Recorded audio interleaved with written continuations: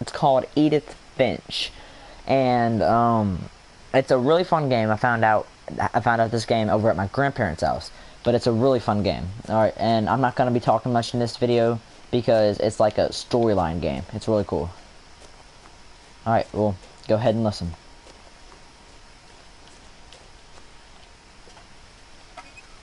Inside the mailbox were bills from 7 years ago, marked urgent, open immediately. I hadn't been back since my brother Lewis's funeral.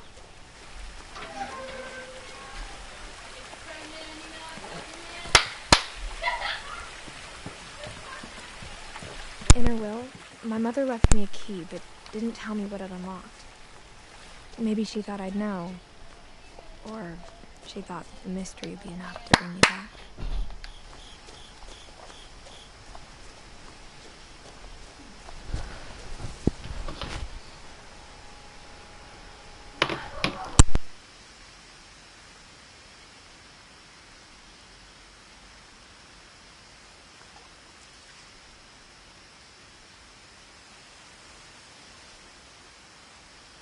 I already said, you know, things have people.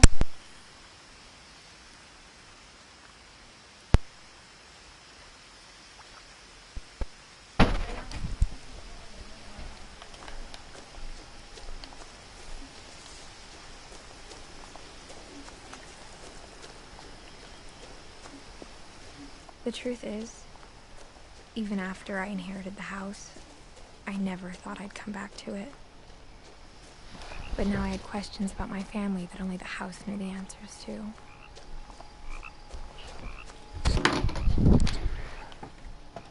The woods around the house have always been uncomfortably silent, as if they're about to say something but never do. Let's see what I have my friend to. Oh, none.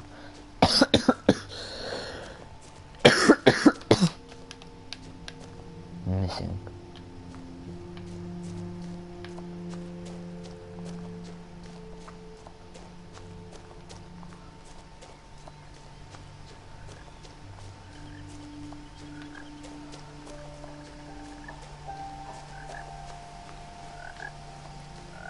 The house was exactly like I remembered it, the way I'd been dreaming about it.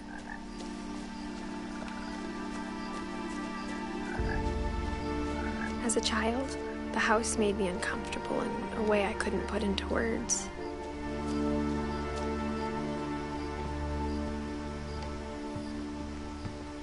Now, as a 17-year-old, I knew exactly what those words were. I was afraid of the house. I hoped the key might unlock the front door. It didn't.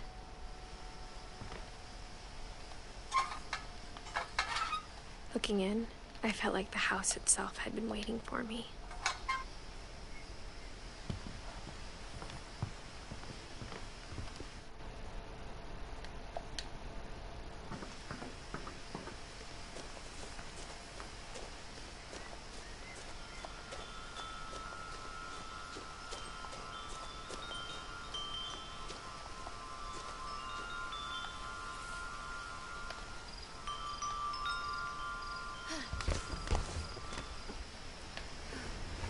Crawling through the doggy door used to be a lot easier when I was 11.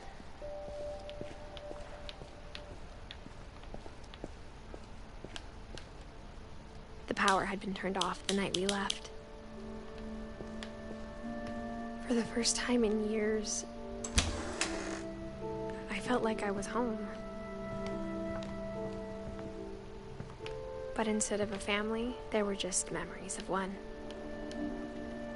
Like how after Lewis started working at the cannery, we all got sick of eating salmon. Except our cat, Molly. Nothing in the house looked abnormal. There was just too much of it. Like a smile with too many teeth.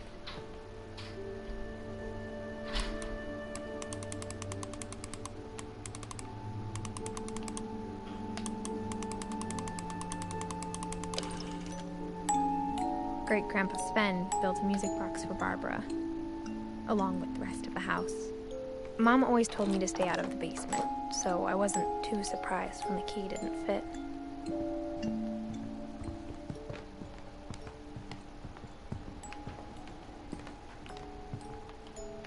Even the fireplace had a story. Edie told me the bricks came from the original house, after it sank.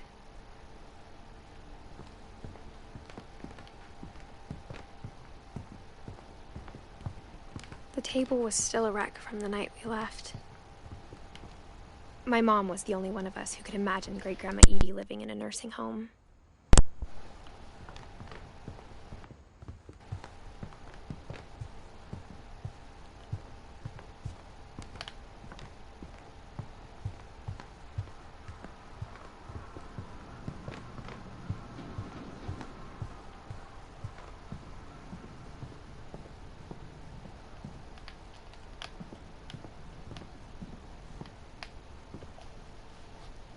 After Milton disappeared, Mom sealed up all the bedrooms. Then Edie retaliated and drilled peepholes.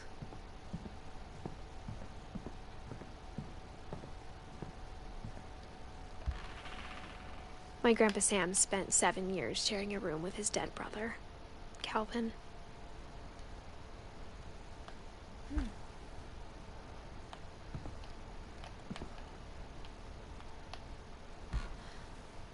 As a kid, I just assumed every house had peepholes and sealed rooms you weren't allowed inside of.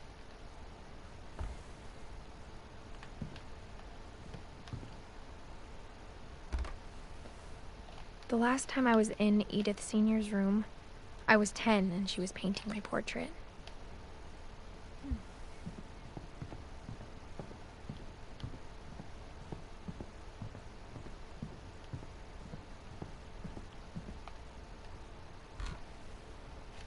Molly always seemed like a girl I could imagine being friends with, if she hadn't died in 1947.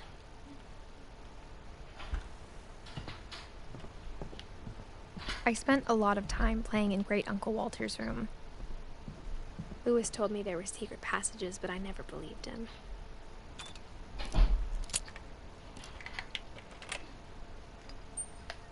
Turns out, my mom was really good at keeping secrets. Now it was time to find out what my mom had been afraid of. From the paintings on the wall, it was clear my brother Milton had been here before me.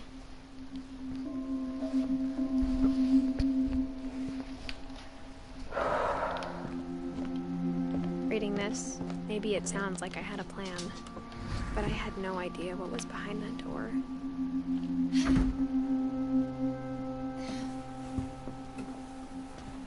Just like I had no idea where all this was gonna lead.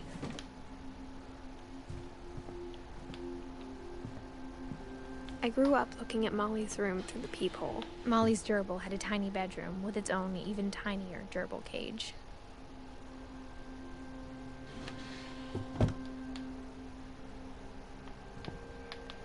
Being inside for the first time, I felt like I'd stepped behind a painting.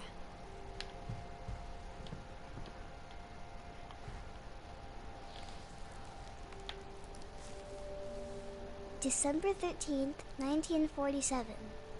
Dear Diary, I'll be gone soon, but I wanted to tell somebody about what's gonna happen.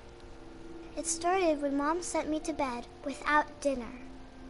I woke up and I was starving, so I looked around for something to eat. The gerbil food was dry, but I didn't mind it.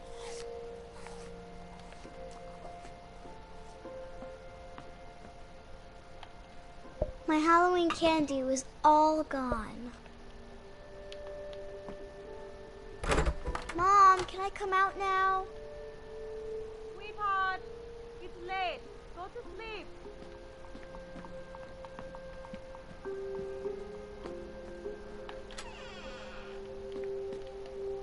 I kept eating and eating.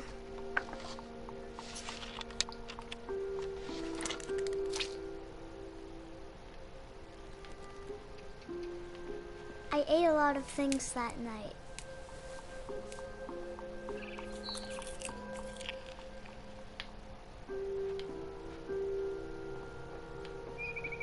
Then I heard chirping outside my window. It was a barn swallow going back to her nest. I reached out for her.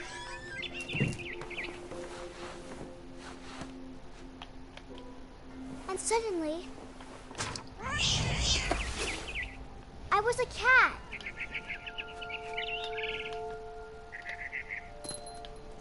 I tried to be quiet, but the bird was really scared.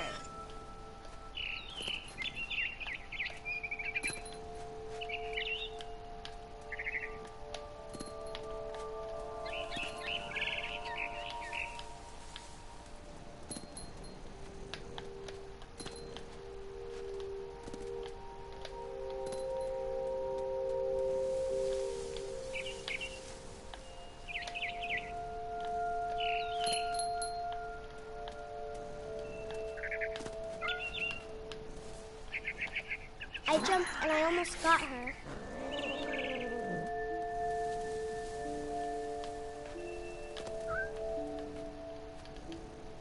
I could tell she was getting really tired.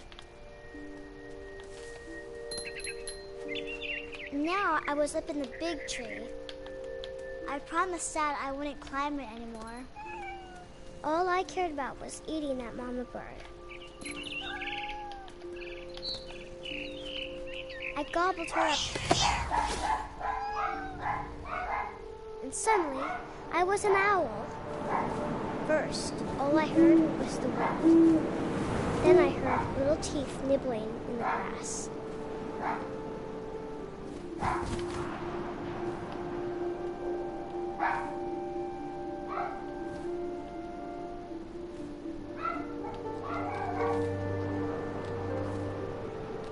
Rabbits.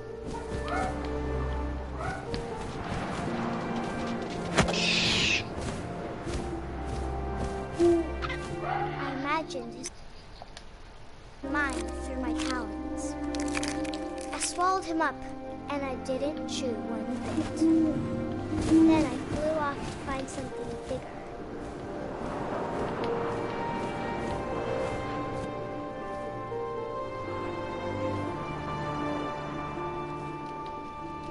A mama rabbit.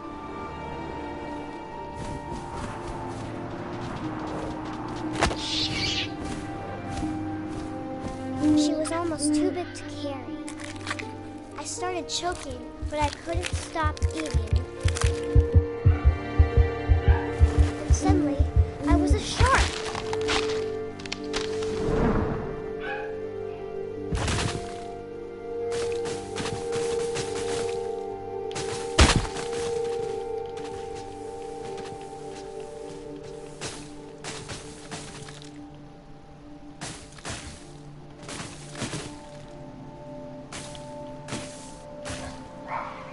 I rolled off a cliff and into the ocean. Now, I was hungrier than ever.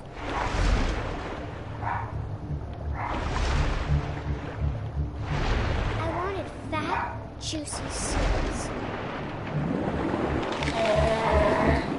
I tore off her flipper, and it tasted really good.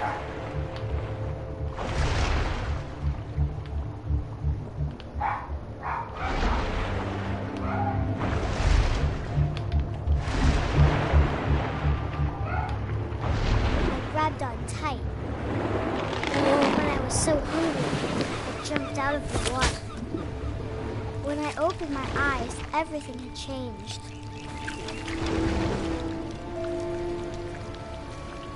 Now I was a monster, and I smelled people everywhere.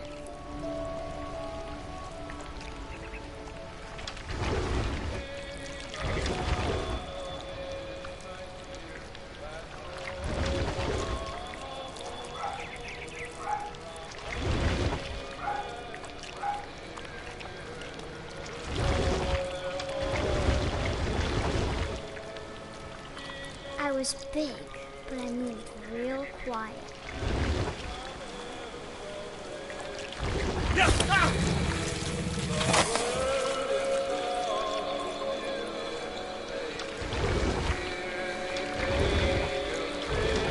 I wanted to stop, but also I didn't.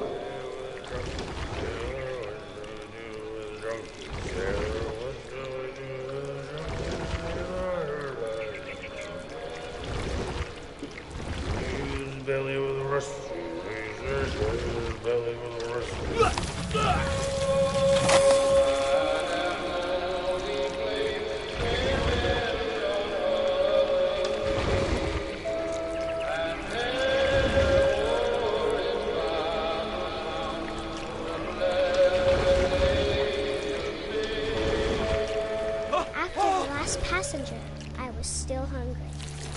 Across the water, I smelled something new. Something I had to have, so I swam towards it. I slithered onto the sand, and the good smell went into an old pipe.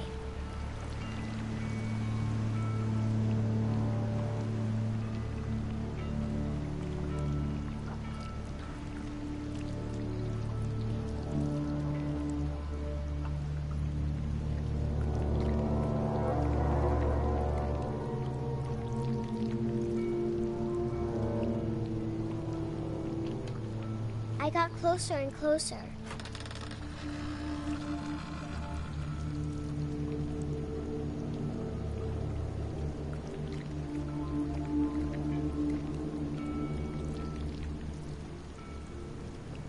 All of my stomach started growling.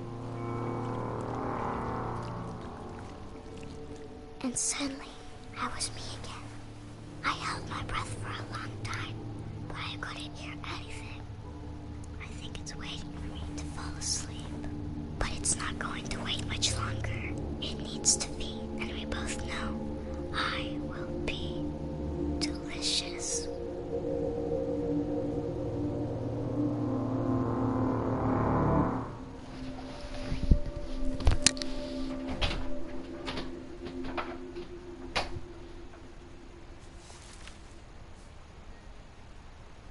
I'm not sure if I believed all of that, but I'm sure Edie would have.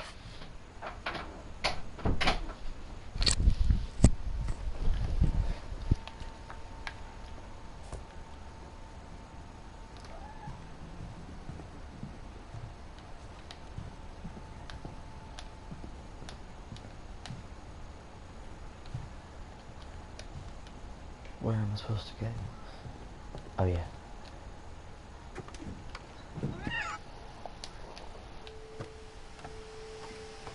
This will be obvious later, but my mom never told me any of these stories. Edie would have, but Mom didn't like bringing up the past. Though, when we adopted a stray kitten, she was the one who named it Molly. I spent a lot of time in Great-Grandma Edie's room. Her room was like a museum. Edie knit me a new pair of gloves every year, just in time to replace the old ones. When Edie told people Sven was killed by a dragon, she could also have said he was building a dragon-shaped slide that collapsed. Even in her 90s, sometimes Edie seemed a lot younger than my mother.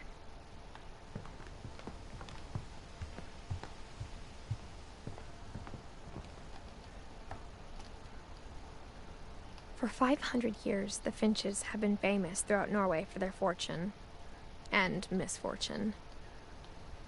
Odin Finch buries the latest victims of the family curse, his wife Ingeborg and their newborn son, Johan.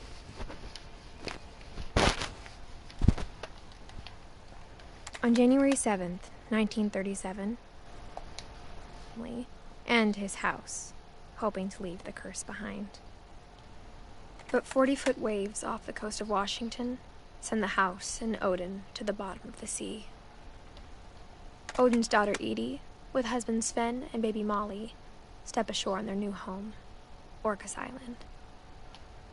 Odin Finch is the first to be buried in the new family cemetery. His daughter Edie is already dreaming of a new Finch house.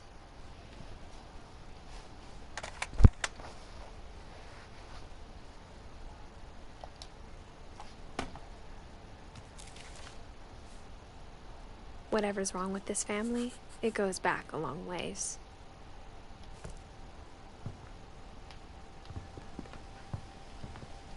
Louis died a week before we left, but Edie had already started to memorialize him.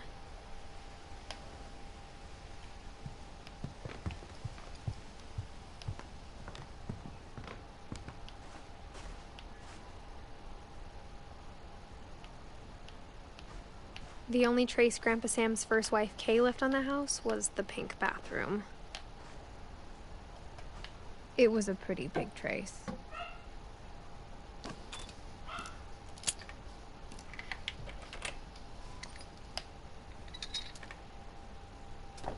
There's a secret in this bathroom. It's in the last place you would look. It isn't in the cupboard. It's hidden in this book.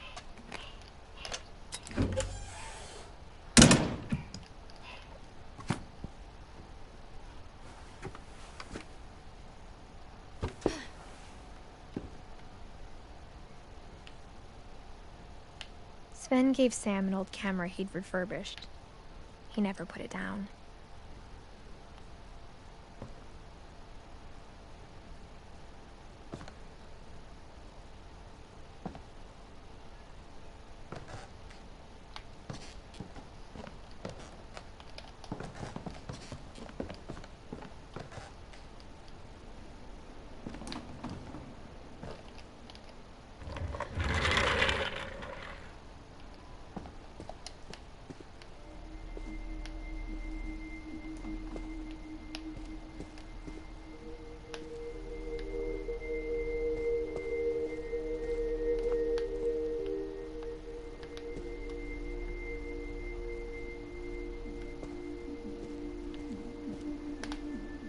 I knew Grandpa Sam had a twin,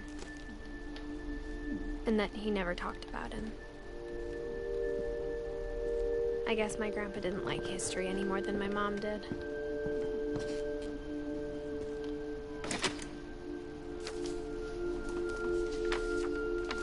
How I Want to Remember My Brother by Sam Finch.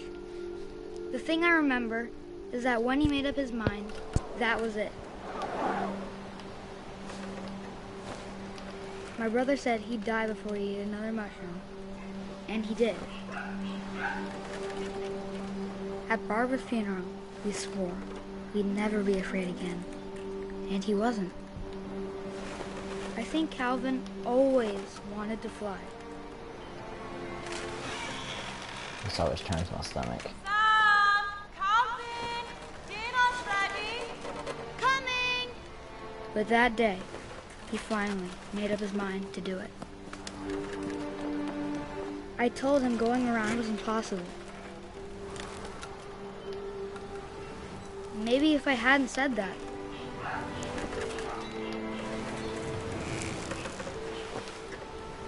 Calvin! I'm not gonna tell you again! Maybe if the wind hadn't picked up. Then maybe he'd still be here. But I doubt it. I think he'd already made up his mind. That's what I want to remember about my brother.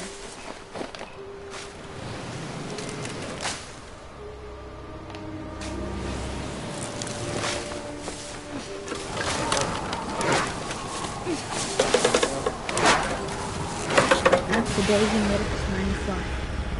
And he did.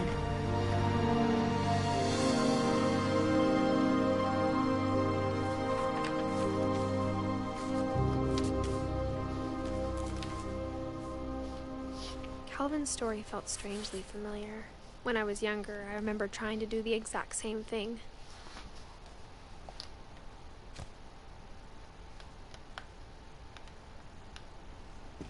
After the funeral, Edie roped off Calvin's half of the room.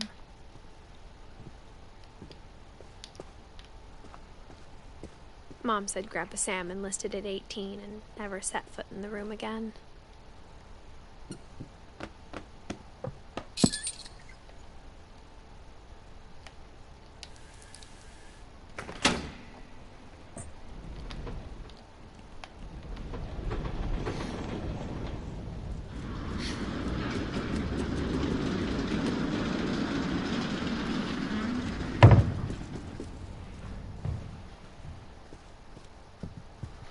The passages were a pretty tight fit. They'd obviously been built for smaller hands and bellies.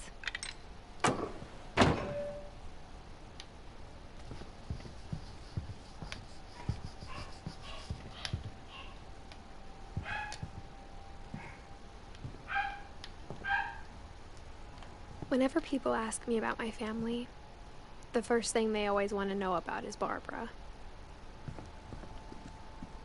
Mom must have locked the third floor stairs on the night we left.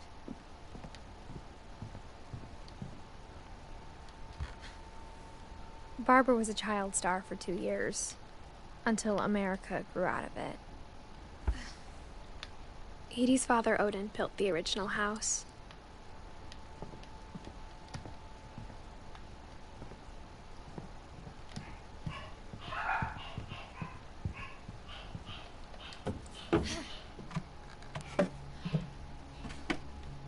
Growing up, I always thought of Barbara as a child star.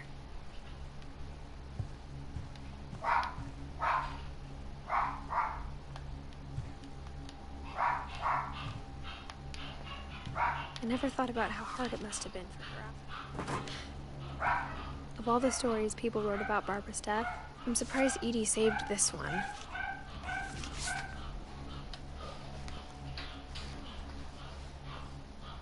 Old Jack here with another ghastly tale inspired by America's most unfortunate family. I'm calling it The Surprise Ending. Finch. As a child star, Barbara was famous for her scream. Now at 16, she was all washed up. A has-been.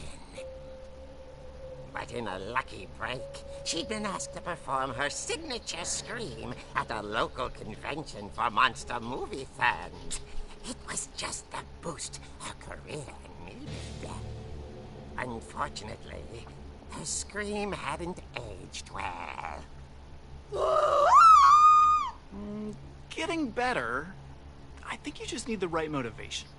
Her biggest fan and current boyfriend, Rick, was about to demonstrate when...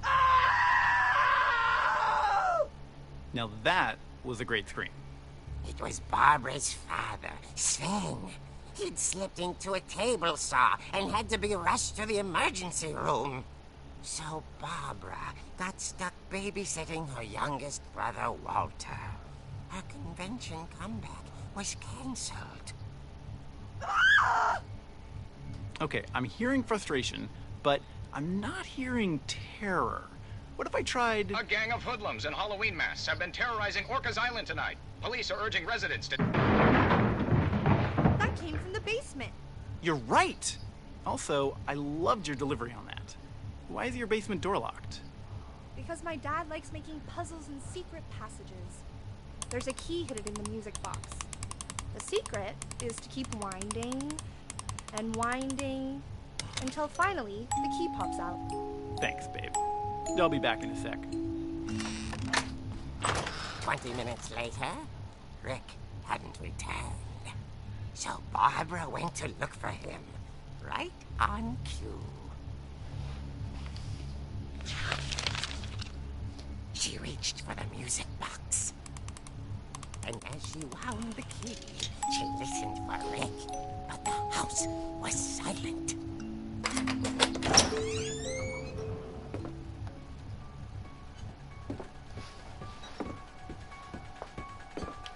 She found Rick's crutch and imagined the worst.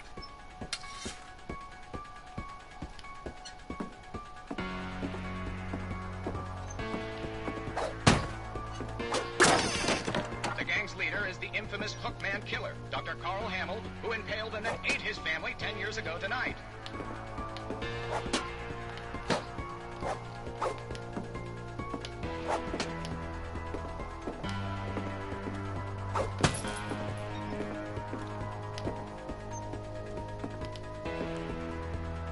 The old fridge rattled and grew still.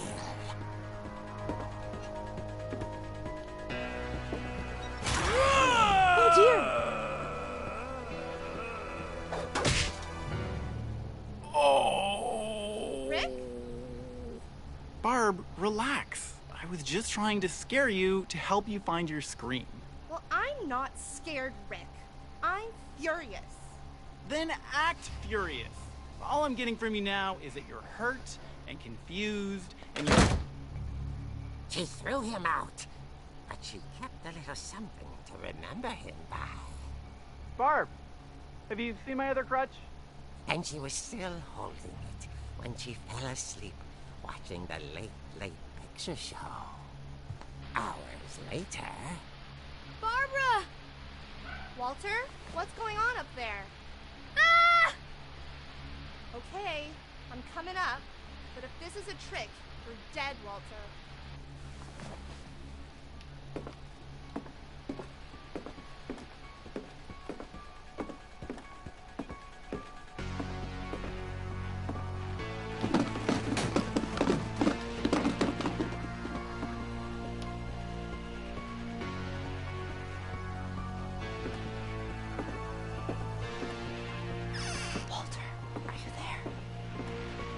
Walter had vanished, but his bedside radio was still on.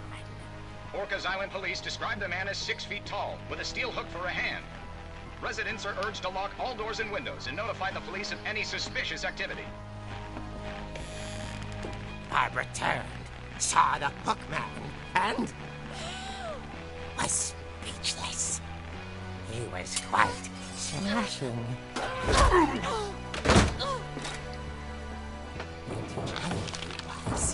He couldn't get enough of Barbara. Okay, Barbara, there's gotta be another way out of here. That night, she played her part beautifully.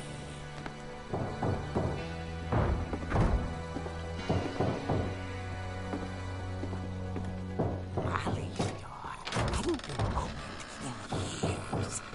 The hinges groaned.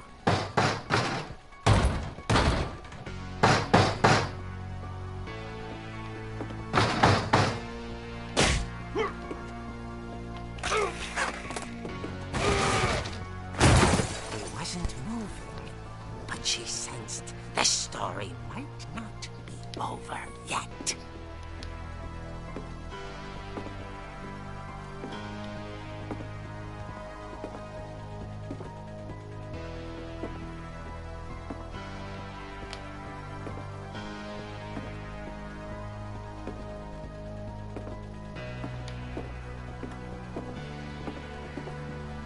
The hookman had vanished. She listened for his breathing, but all she heard was...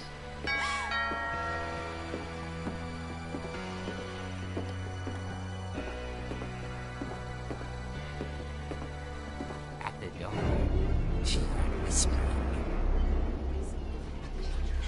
It was coming from inside the house.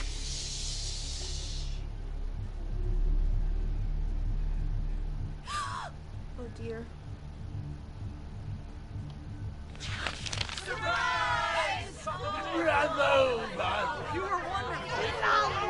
The monsters had come to surprise her. For Barbara, it was a dream come true. Then she saw what kind of monsters they were, and she realized what was about to happen. She was going to be famous. And with her final breath, Barbara Finch gave the performance of her life.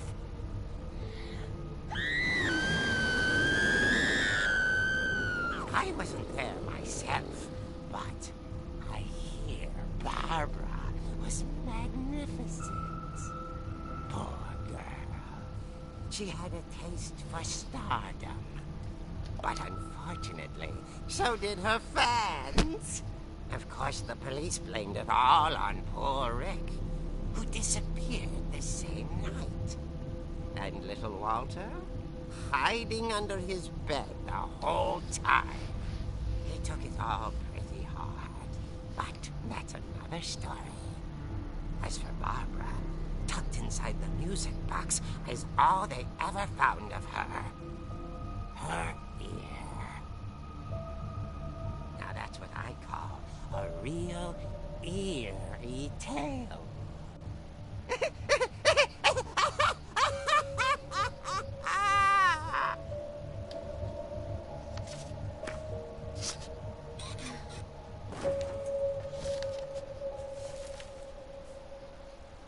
Edie told me all Barbara wanted was to be remembered, as absurd as that comic was. Maybe what Edie saw was a happy ending.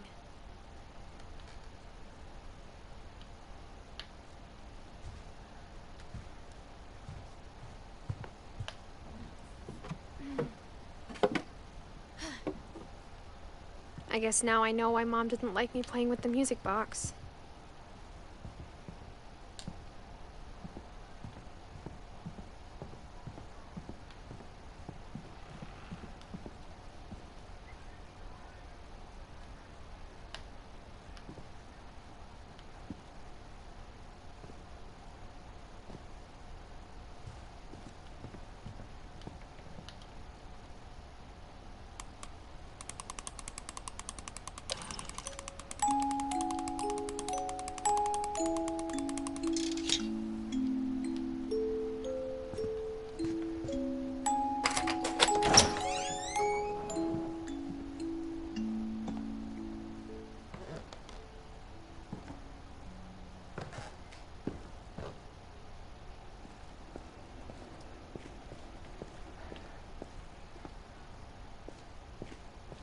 I saw Edie sneak down to the basement once, carrying packages. I thought maybe she was hiding presents. It turned out she was hiding a lot more than that.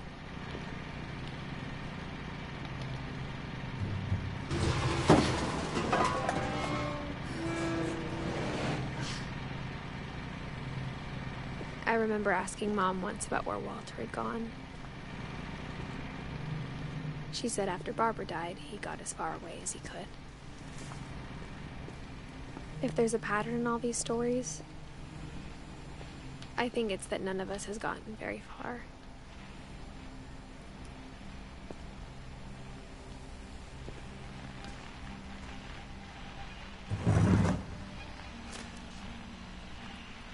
Goodbye, everyone.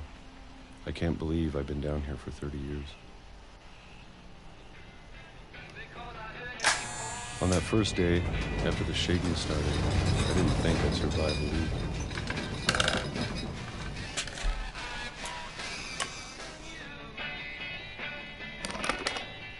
But after a few days, I settled into a routine.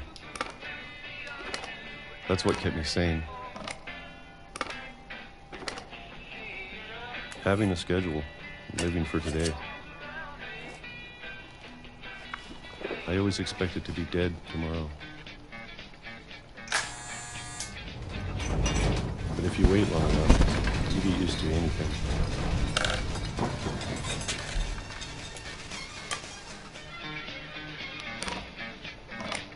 Even a monster on the other side of a door starts to feel normal. Almost friendly.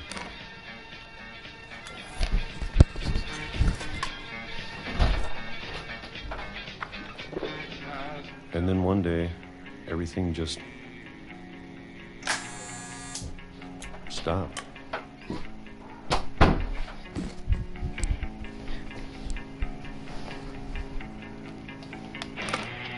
Whatever that thing was, it was gone. Maybe it got tired of waiting. Or maybe I just got tired of being afraid.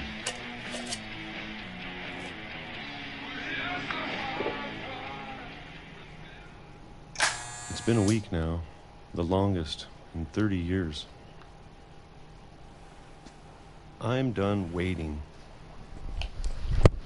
I have to leave. Well, I still can.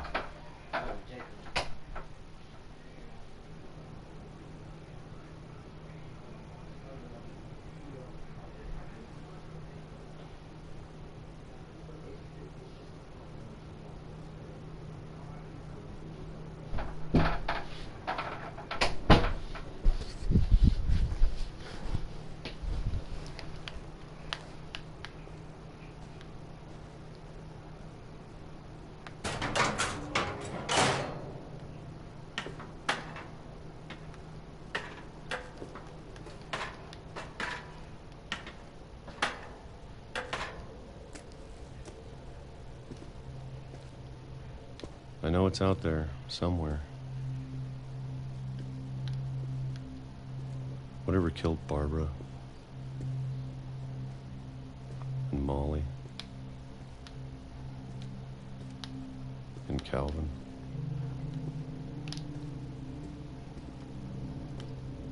Maybe this is all a mistake. But But I need to stop living the same day, even if it kills me.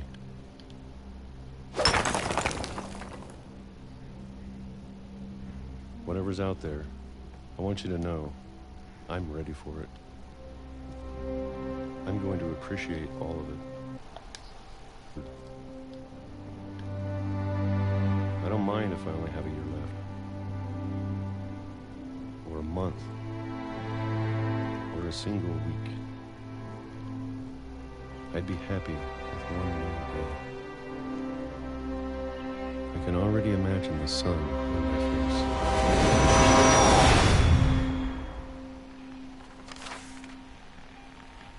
It's harsh.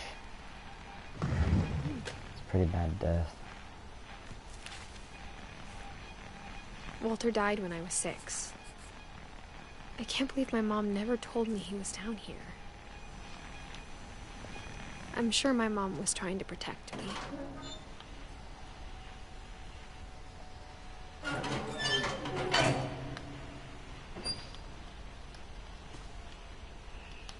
Come on, go down there.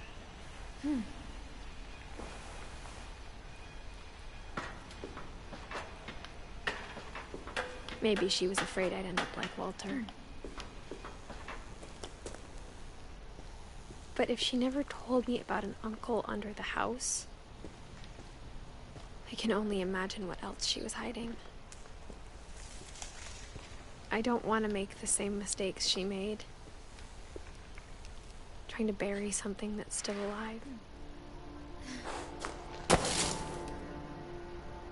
Now that there's only one of us left, or maybe 2, I thought it was time I heard the stories for myself and found out what happened to everyone else. But now I'm worried the stories themselves might be the problem. Maybe we believed so much in a family curse, we made it real.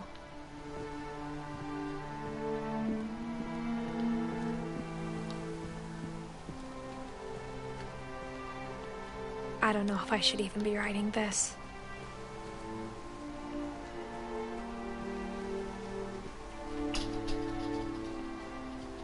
Maybe it'd be better if all this just died with me.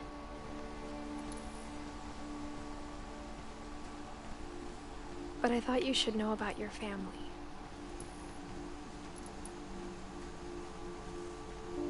And the history you're a part of. Though to be honest, I feel as lost as you probably do right now.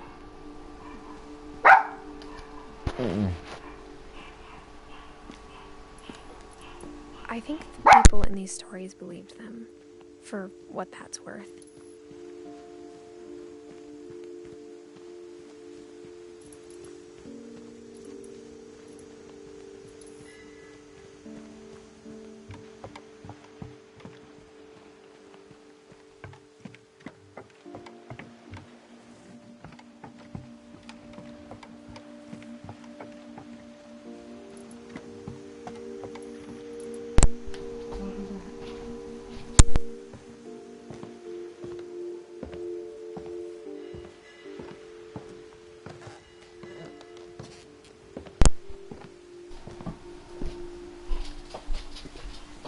And when you look at the house, that history of imagination and stubbornness and madness, any of it seems possible.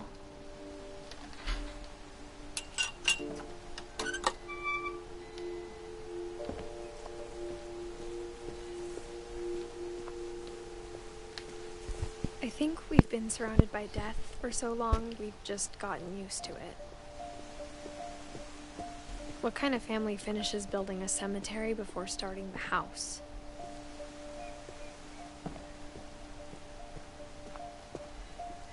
It's embarrassing for me to admit this, but the pet cemetery made me more uncomfortable than the human one.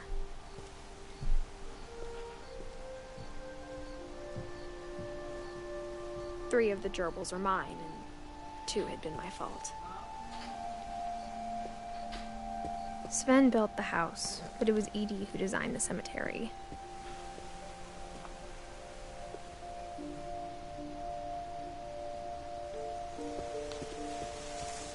I'm sure Odin's monument had been Edie's idea. My mom was always trying to move on, but for Edie, the past never went away.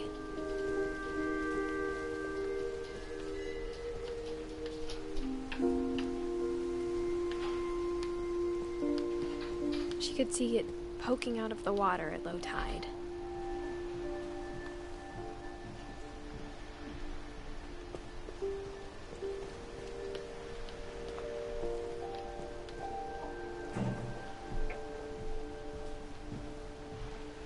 Edie said she dreamed about the old house every night.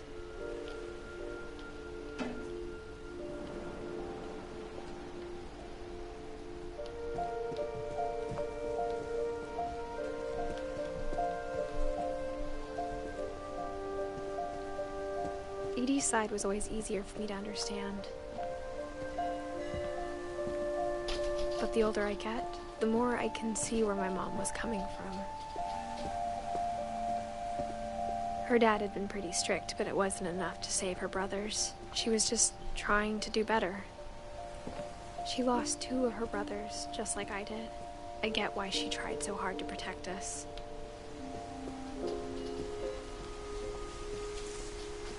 There's so many things I wish I could ask my mom now. Part of me thinks this is what she wanted all along. For me to come back someday and find everything out for myself.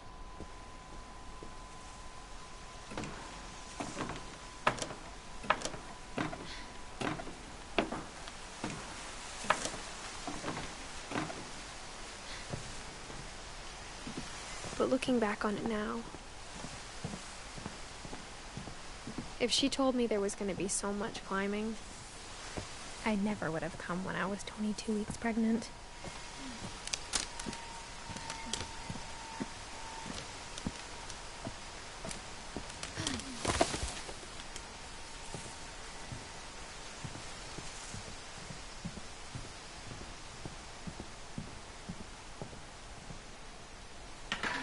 I never met Grandpa Sam, but I think he and my mom had a lot in common.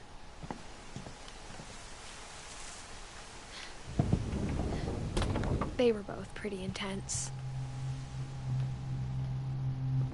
Sam spent his life shooting photos, but Mom said he got nervous being in front of the camera.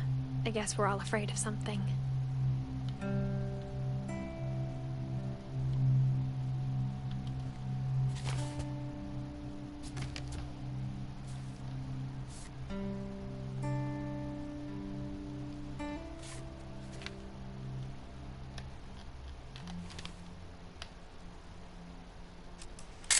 Dawn, I promise, you'll never forget this weekend. Yes, sir. These memories are gonna last a lifetime. Mm-hmm. Am I gonna have to shoot anything? It's a hunting trip, Dawn. Shooting is strongly encouraged.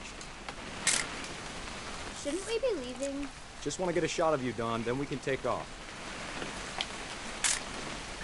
I'm over here, Dad.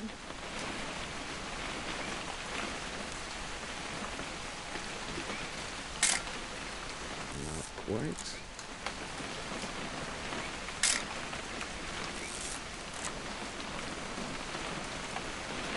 What? Perfect. It's gonna rain the whole weekend, isn't it? Please just take the damn picture. Hey, language.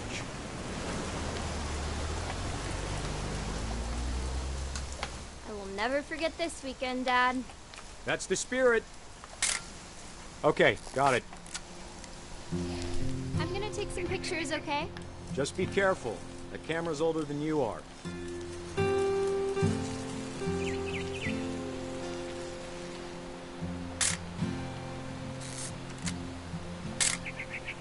You're right, Dad. It's starting to clear up. Still freezing, though.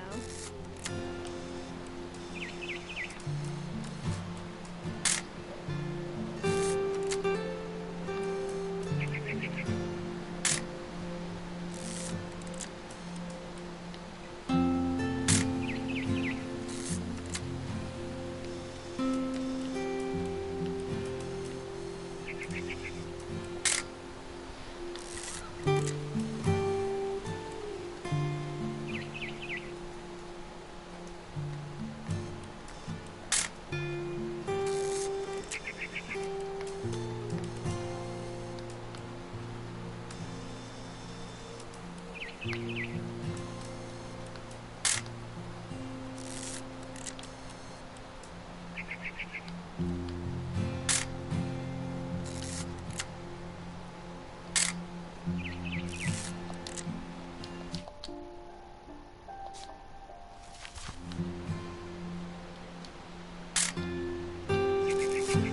should not have drunk all that coffee.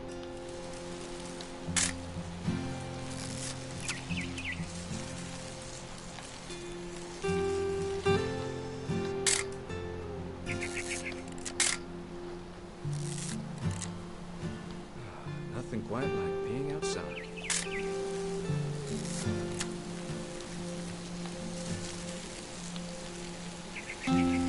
Oop. A little more gas in the tank, I guess. Hold still on. Hey! That's a keeper. I'm just saying, I'm not always gonna be here, Don. You'll need to remember this stuff, if you want to survive. I'll be fine, Dad. You know who else thought he was gonna be fine? Some guy who died. Don, I'm being serious. I know, Dad. You're always serious. Doesn't being out here make you want to chill out? Well, to tell you the truth, I haven't been out here in 20 years.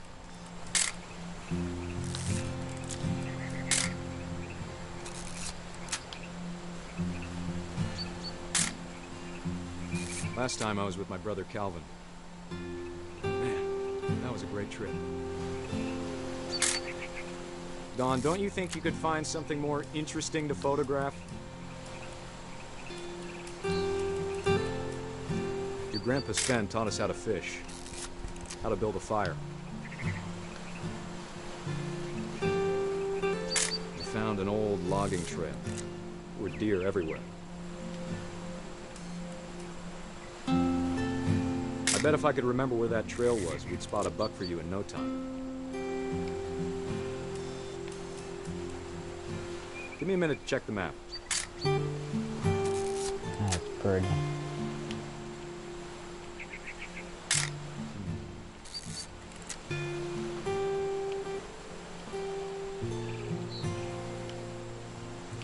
Let's see.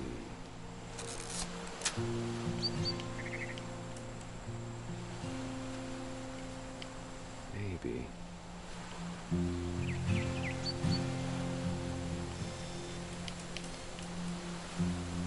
Was it? You don't need to waste any more film on me, kiddo.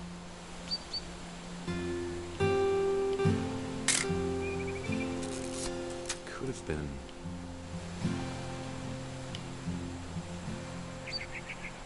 One more.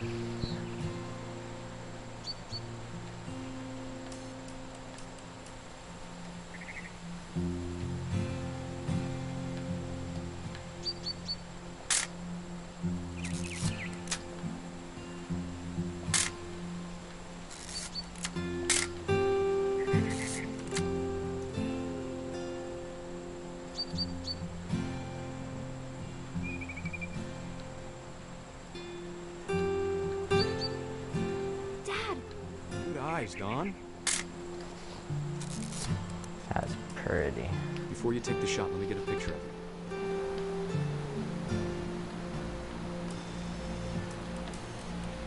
Dad, I... Just breathe. Turn off your imagination. Focus on your target. Let me get behind you. Do I have to do this? Don, you don't have to do it. Great shot, Don!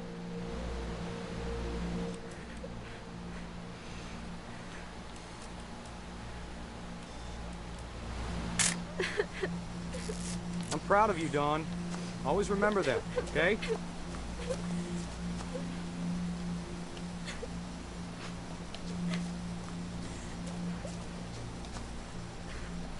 Sorry, Dawn. Just gotta reset the timer.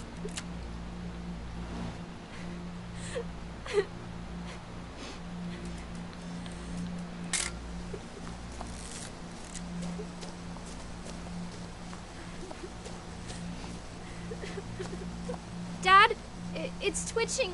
I think That's it's totally normal, Dawn. Just focus on the camera. Try not to think about... Dad!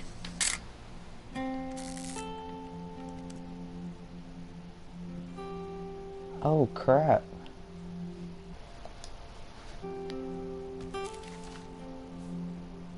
Of all these stories, that's the one I wish most that my mom had told me.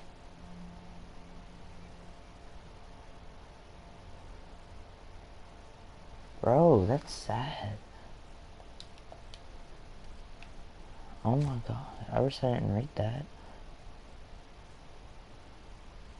Oh my gosh, that is sad.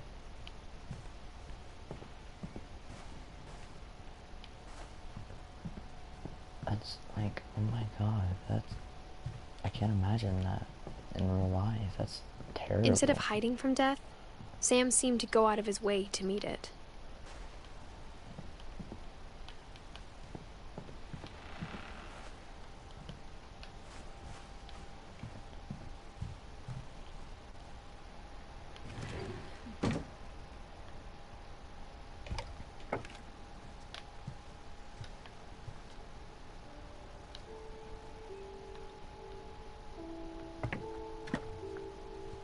It's really sad. After Sam died, my mom and Edie got really close. They'd both lost a lot.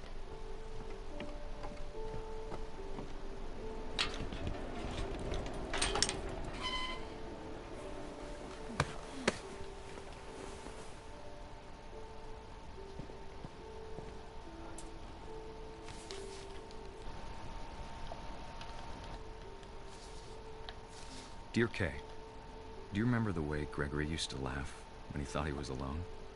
Like something funny was happening, but only he could see it.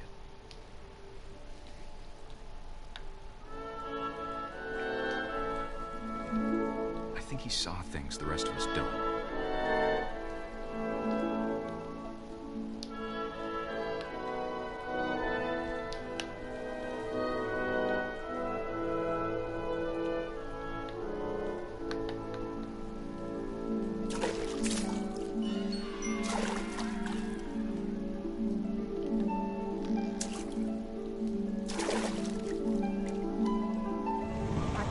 Gregory, it's time to... Hold on, sweetie. Hello? Sam, I told you I don't want to talk right now. I wonder what he saw. What his world was like.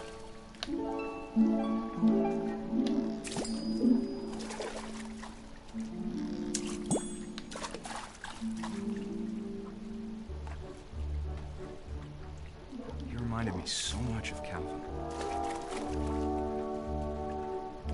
Lost in his imagination.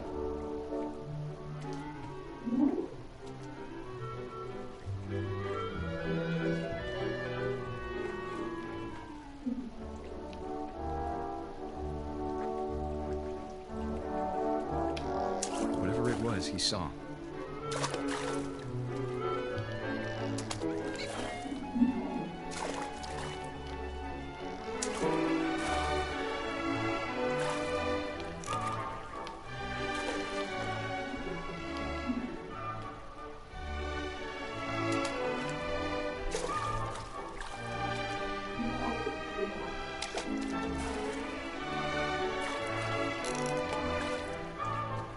Sure made him happy.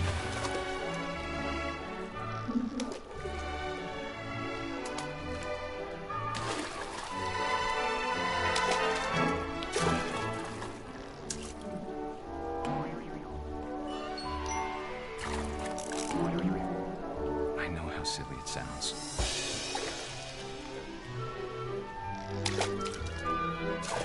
But I worried about a baby being too happy. But I could feel him slipping away. Sorry about that, Gregory. I know you did everything you could. Maybe if I hadn't called that night. Damn it. Oh, I don't want Gregory to hear this.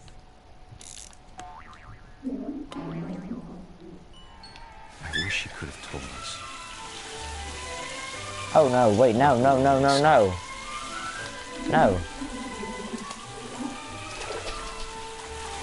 No, this baby is not fixing to die. There's so much I don't understand. About Gregory. About everything.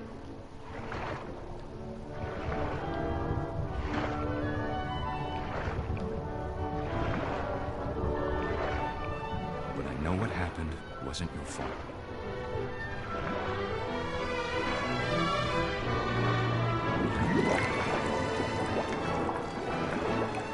I'm sure he's happy. No.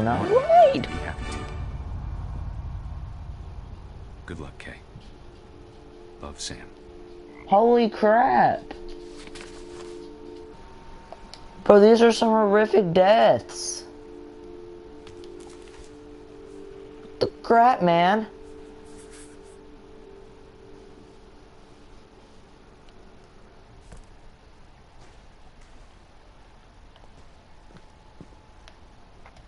That's disturbing. I can't imagine my mom ever writing poetry, and yet...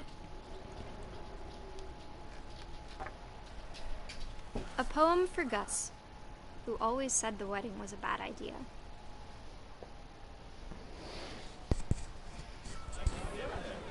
Our father never hit us kids, at least not very hard, before the day my brother said with teenage disregard that he'd be dead before he'd see a wedding in our yard.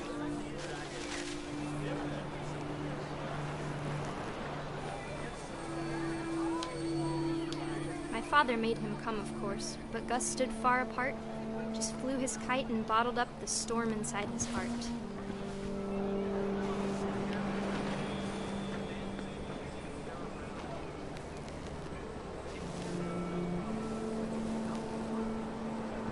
I tried to talk him out of it, but though he'd never met her, we don't need a stepmom, were the words that I now pronounce you husband and wife.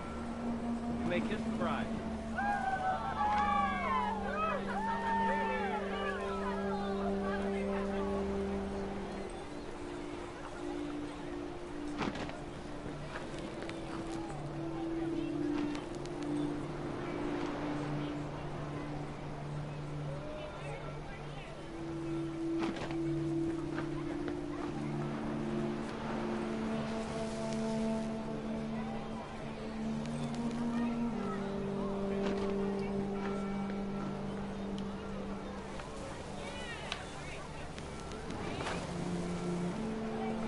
When the time for photos came, Dad ordered him to come here. But Gus declined, and as a sign held up his middle finger. Oh, wow.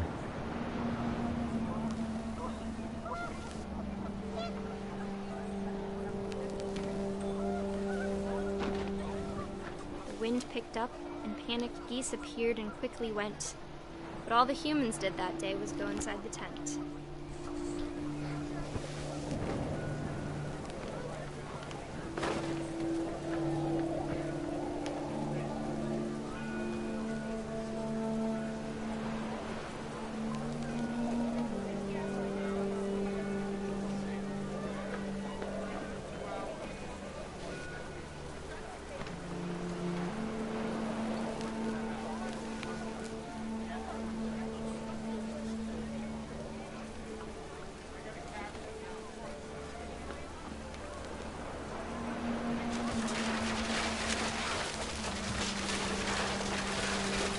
Rain came down in buckets then, but no one seemed afraid that nature might destroy the tent our dad had crudely made.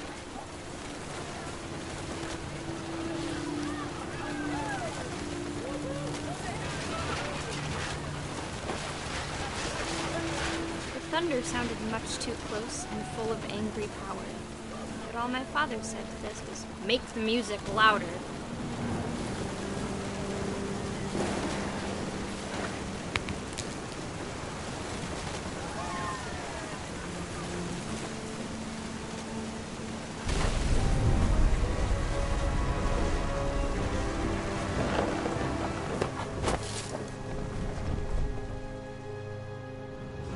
I wish that I could truly say I thought about you on that day. Out there on the beach alone, just you, the wind, the sea, and foam. But I didn't, until we found you.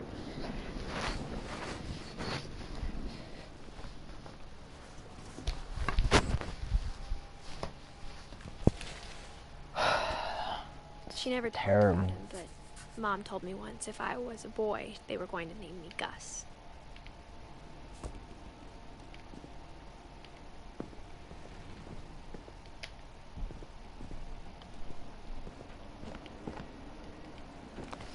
My mom moved up to the loft after her brothers died. At the time, it was as far away as she could get.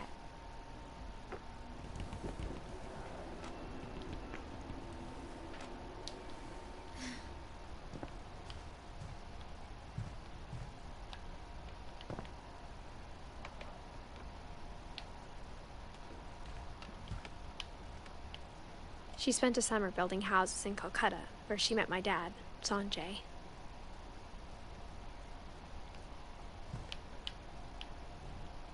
My mom moved to India a week after graduation and got a job teaching English. Louis was born a year later.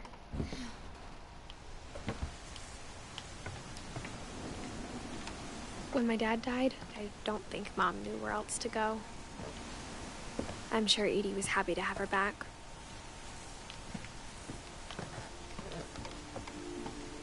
And to see kids in the house again.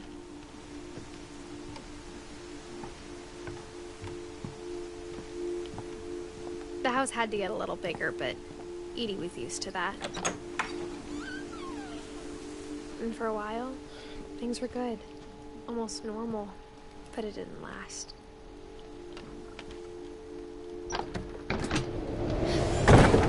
The beginning of the end was Milton's 10th birthday, when Edie gave him a castle.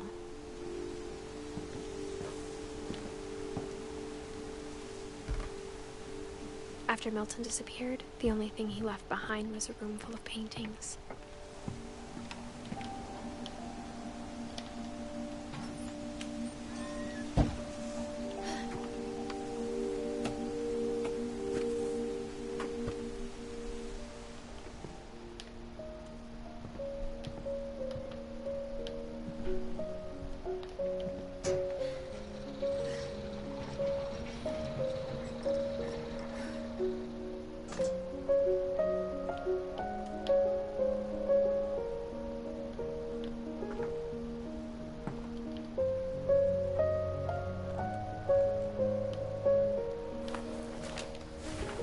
Milton Finch in The Magic Paintbrush.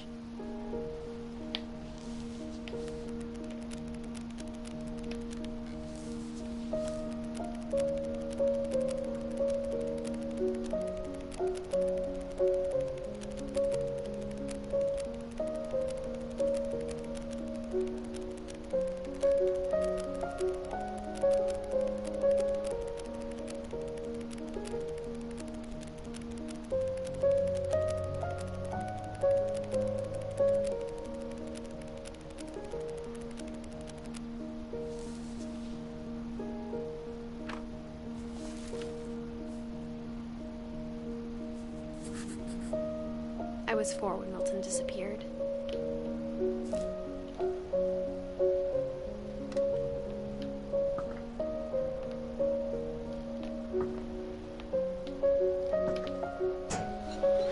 Mom spent months searching for my brother.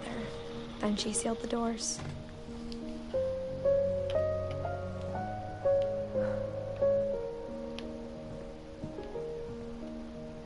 Whatever Milton had found in the house, Mom didn't want it getting out.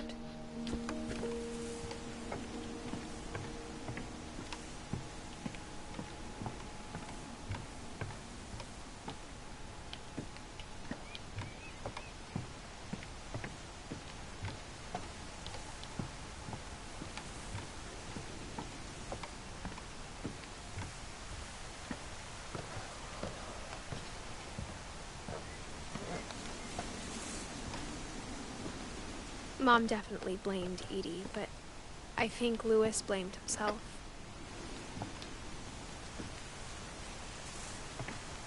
After he graduated, he just spent more and more time in his room, until Mom got him a job at the cannery.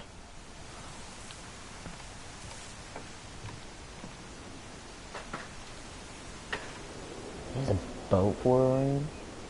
Freaking lucky.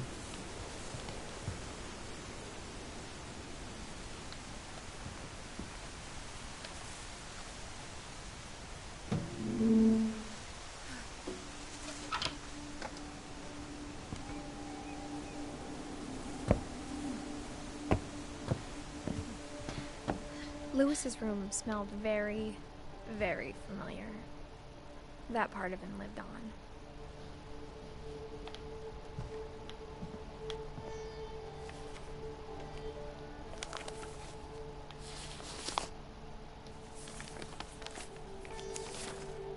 Dear Mrs. Finch, as Louis's psychiatrist, I can understand your desire for an explanation. As I see it, the trouble began in January, shortly after we convinced your son to seek treatment for substance abuse. Newly sober, I believe Louis first noticed the monotony of his daily life.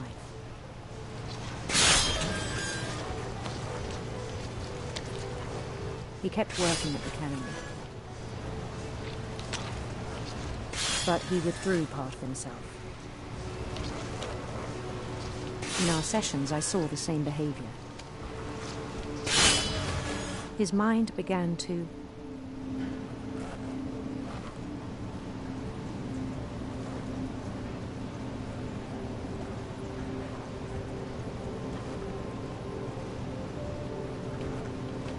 wander.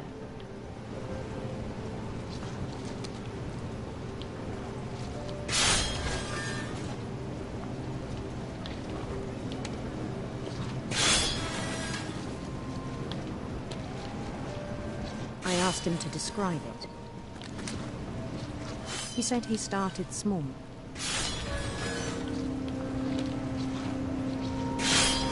Imagining a labyrinth. He'd feel his way about. Then something moved. Bats. And toads.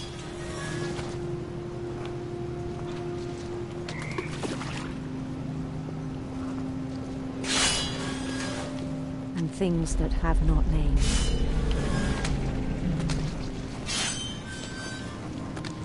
He knew it was all in his head. But he took it very seriously. I had hoped he'd find himself.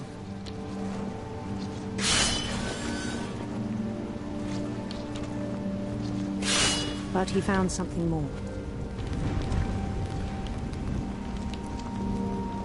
I worried about him then. Daydreaming at the cannery. I spoke with his boss. But he said Louis had become a model employee. Methodical, tireless, focused.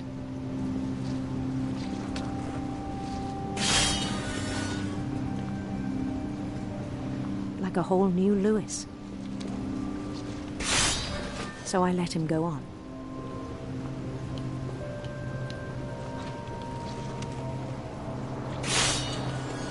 I even encouraged him. It seemed very promising at first. He told me he'd made a new friend.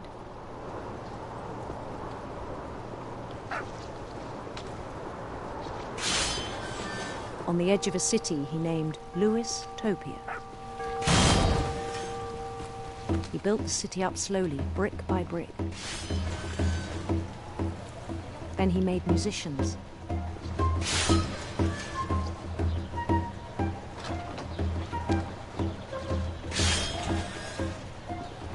And songs for them to play. Bro, this is difficult. Holy He talked about crap, starting a this is band. difficult. And he was You always gotta pay humming attention to something. both at once. Every day his imagination grew stronger.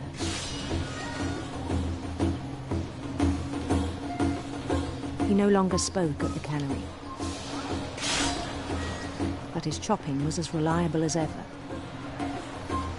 Then one day it struck him. At all the cheering crowds, even the stones under his feet, were all in his imagination, so he could do whatever he wished.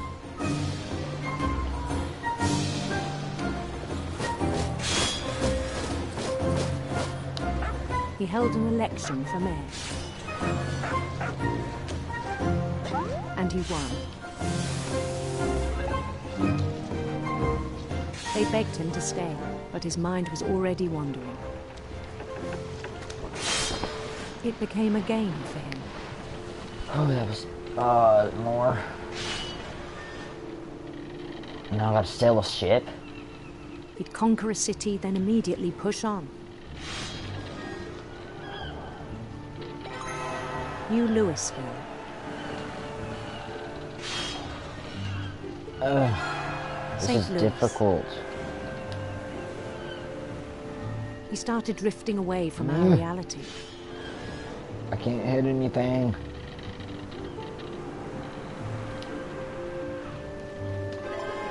Minneapolis, until one day he forgot to go home from the cannery.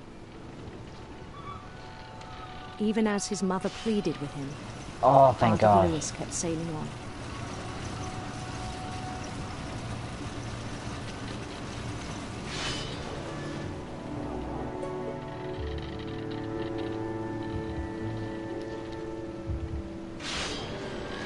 In Louisburg, he heard rumors of a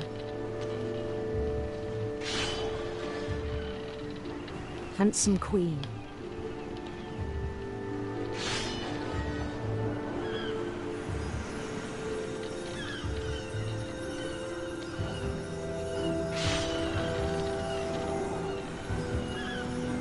The queen was on her own quest for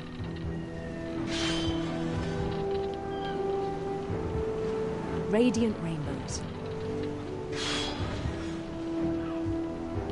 Oh, wow.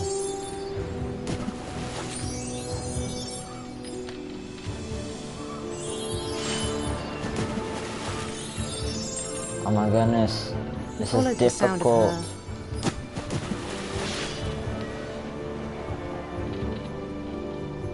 silver harp.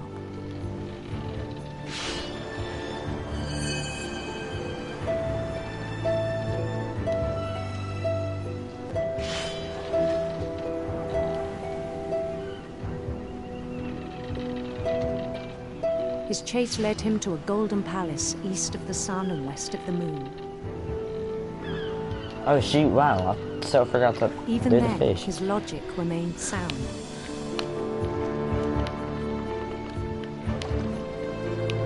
Oh my gosh. My mind is fully into it. He knew the world was all in his imagination. What?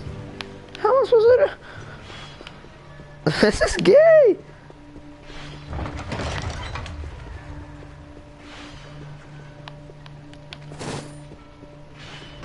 But he was so proud of having created it.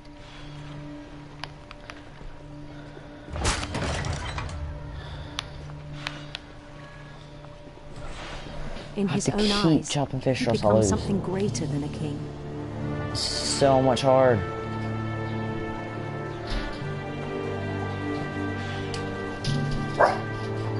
Hush! For someone who'd never known success in the real world, I think it was overwhelming. And then it struck him that the real Louis was not the one chopping salmon, but the one climbing the steps of a golden palace.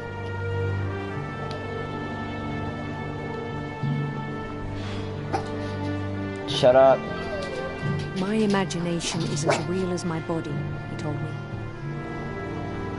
It was hard to argue with him. Hush!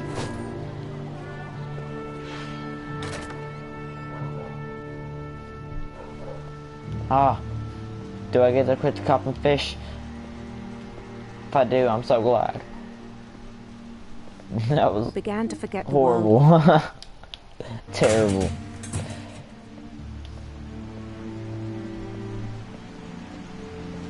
I think it pained him to remember Lewis, the cannery worker.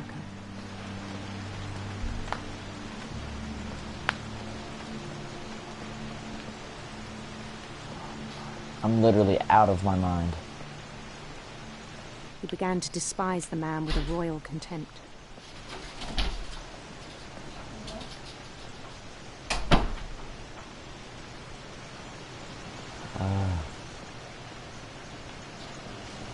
I still thought I could save him. Even after he said he was being crowned king over all the lands of wonder. The palace would be packed with his companions.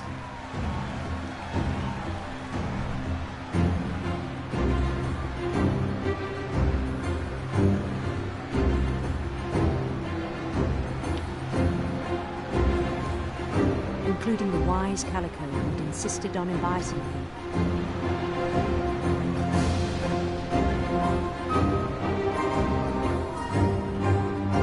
This is crazy.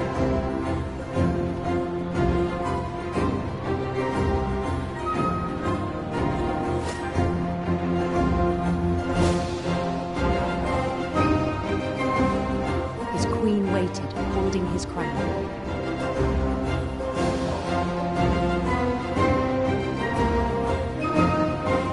There was only one thing left to do.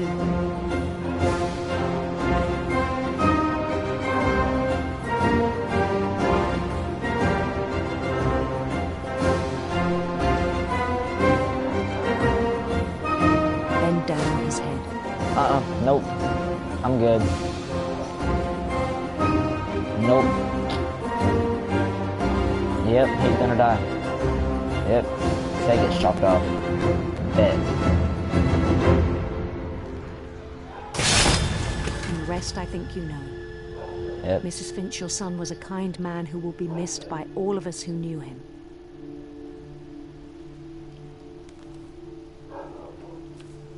Bro, that's sad.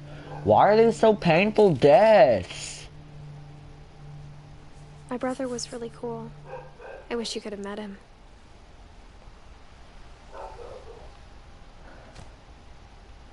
It's really sad, man. Like, that ain't no lie. That's painful.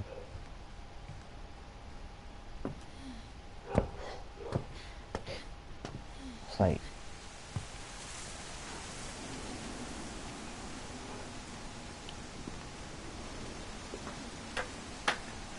It's crazy.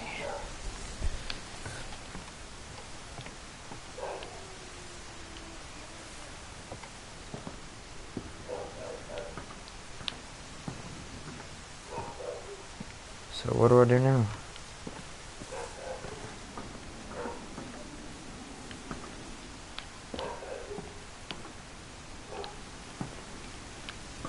Like, for real, what do I do?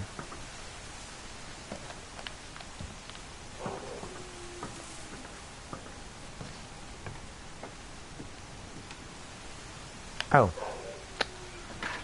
Shoot, I'm stupid. So glad I came back over here and looked.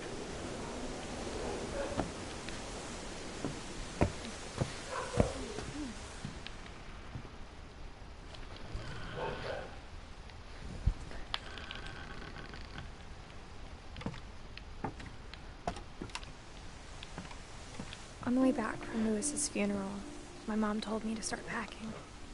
She waited until the day before we left to tell Edie. I'm not sure if she wanted to make it easier or harder. I wish we'd stayed. But I understand why we left. Ooh. I like the sound of that.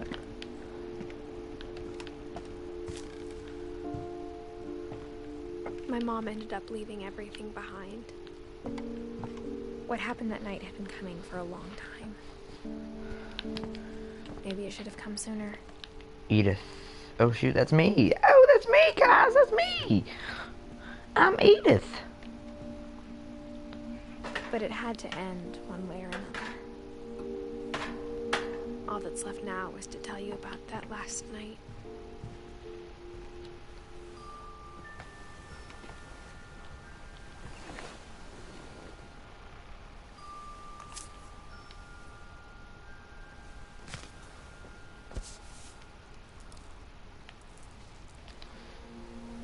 whole last day, Edie just watched us pack and didn't say a word.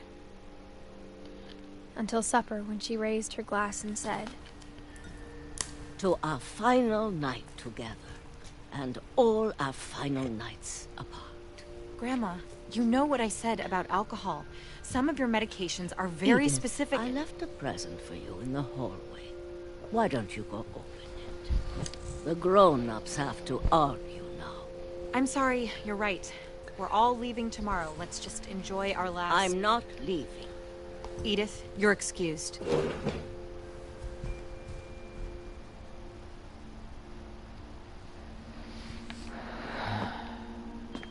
Why do you guys argue all the time? I just want a peaceful family.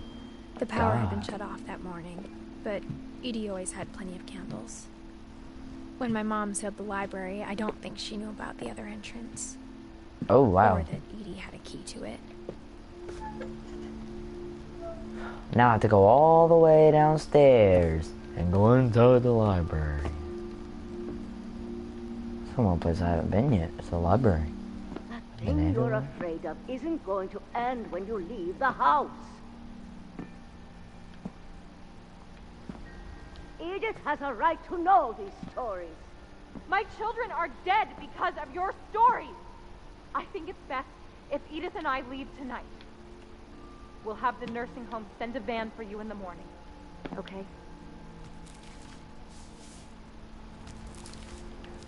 Dear Edith, there's so many stories I wish I could tell you, but there's only time for one. This is about what happened on the night you were born. That night, the tide went way, way out. It was the first and last time I ever saw the old house aground. There'd been an earthquake out in the middle of the ocean. They called it the lowest tide in 1,000 years. God, it smelled awful. You know, I've seen that house every day of my life.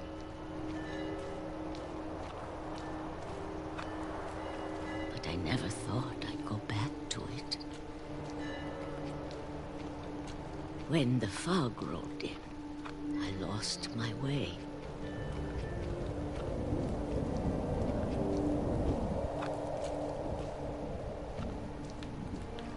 I got turned around. What? No, I didn't. Bro, where's the frick is this house, man? I started seeing things. Oh wow, it's a deer. Holy crap.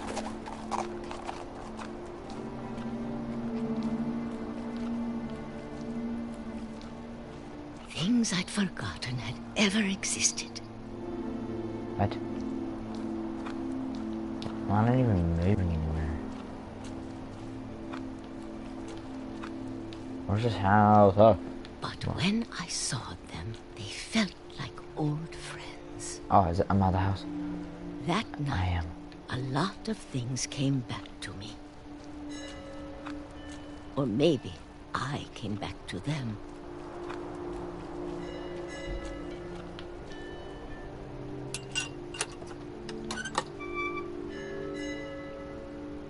Things I can't explain. Duh. But that I need you to try and... Edith, what are you doing in here? It's mine. Edith! Mom, you're gonna rip it. Let go! I kicked and screamed, but Mom dragged me to the car. I never saw Great-Grandma Edie again.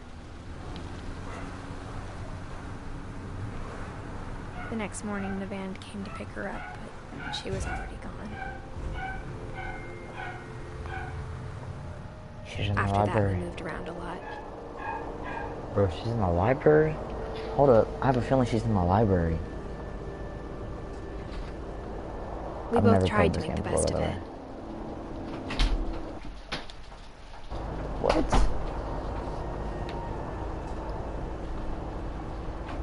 A few years went by. Okay.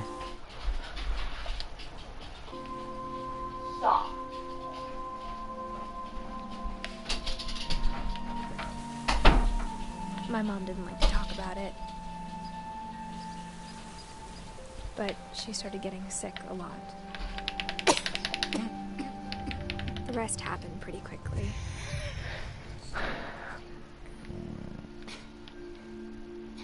She got better for a while, and then she didn't.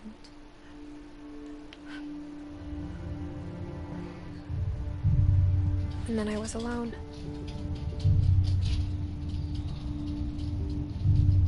The last Finch left alive.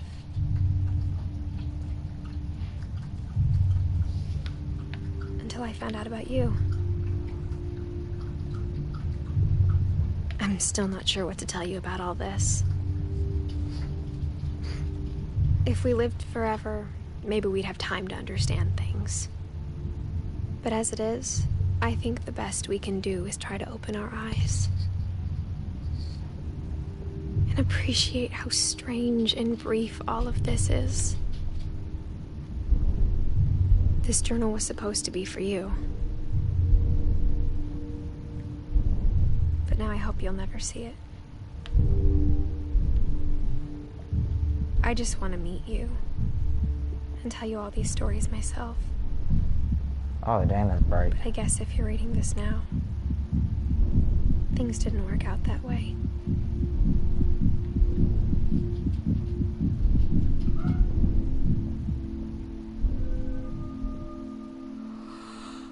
This is where your story begins. I'm sorry I won't be there to see it. It's a lot to ask, but I don't want you to be sad that I'm gone. I want you to be amazed that any of us ever had a chance to be here at all. Good luck. Oh, crap! This is her, that was her mom? The whole time?